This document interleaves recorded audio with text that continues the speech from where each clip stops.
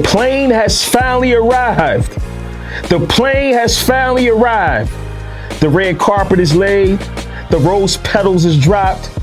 We are here.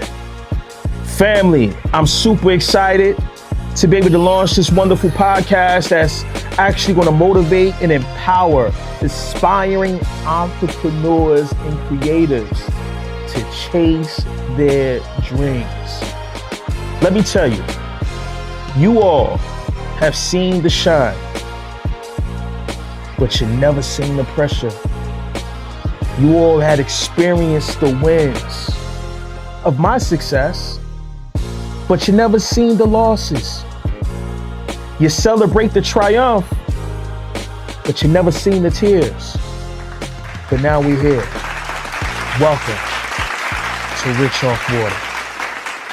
And when I say rich off water, it's evident.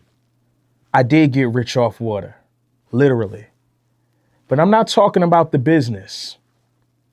I'm talking about rich off the sweat equity that I had to put in to get to where I am.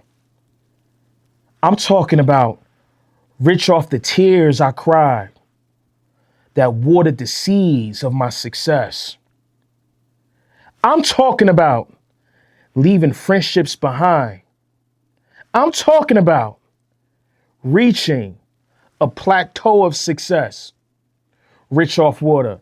So I'm super excited to have you guys here because this podcast means so much to me. Why it means a lot to me? Because it's authentic and it's real. You're going to witness conversations that we're going to have with successful entrepreneurs and successful creatives who had went through it emotionally, physically, to get to that height of success that they currently are. And again, the premise of this podcast is simply to motivate and empower you guys to do the things that you're passionate about in an authentic way. And I'm hoping that these stories motivate and empower you. Because let me tell you something. If you ain't utilizing water, you ain't winning. And I'm not talking about the physical water that you turn on in your faucet. I'm talking about tears. You can't be too prideful to cry. Because let me tell you something. The tears that you cry is going to harvest a great success. A great success. And this is what this podcast is all about. So let's talk about it. As you guys all know, I've been in Los Angeles for 5 years now. And it's been tough. LA ain't for the weak. You understand what I'm telling you? LA is not for the weak. I came here 5 years ago with a big dream of being a huge media mogul. And it didn't go the way I expected to go. When I came out here, I realized that Los Angeles was more expensive than what I imagined. But I had to figure it out. I had to pivot. And it was painful. There were sleepless nights. I wanted to give up and go back home. But you know what? That wouldn't be the Cosmo way. I had to persevere. I had to keep going. But something happened to me while I was in LA. My dad called me. Man, Dad. God bless his soul. My dad called me and told me, son, I have lung cancer. And that right there rocked my world.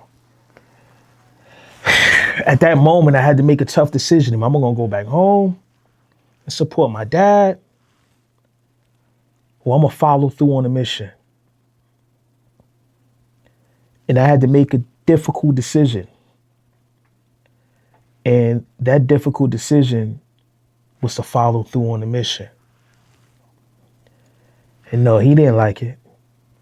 He was upset. But I saw something. I saw my future. And it was ultra bright. But I also came to the realization that in order for me to be successful, I had to make certain sacrifices. And that was one of the most challenging sacrifices I ever made,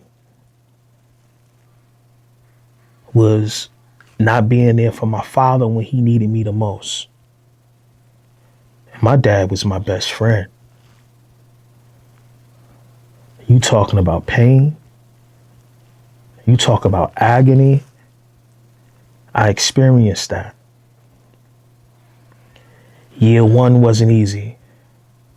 Year 2 is when I found out my father was diagnosed with cancer. Year 3, his cancer spread from lung to his brain. I was only capable of going to New Jersey maybe twice a year to be able to be there with him. That wasn't enough. That wasn't enough. You're talking about pain. You talk about sacrifice. Something that I had to go through. I prayed to God and I said, God, if I don't hit that pinnacle within 5 years of my time being out here, I'm going back home to New Jersey. Year 4, out here, my father passed away. So Thursday, we cremated my dad on that Thursday. Well, my dad's funeral was on Thursday. And while we were at the repast, I got a call from the HR department of a prominent water company that I was very successful at. And they reached out to me and said, hey, we just wanted to confirm that you're going to be on Monday to start. And I said, wow, well, I'm actually at my father's repast right now. Can I give you a call back in an hour or so just to confirm? He said, repast? Your father passed? No, take as much time as you need. Don't even come in on Monday. I said, no. I'm coming in on Monday. She's like, you sure? I said, yeah, I'm positive. So on that Monday, I walked into that office, but I didn't walk into that office alone. I walked into that office with my father. And when I walked in on that Monday, I became the top fucking sales rep that company has ever seen. No one in that company has ever done over $100,000 a month other than me. And I pride myself on saying this. I'm not being cocky. I'm not being arrogant. It's just my truth. No one has ever done that. And I've done that for a year straight with that company. And maybe 3 days after my year anniversary, I was called into the office and I was told that I had to be let go. Whoa. You're letting me go?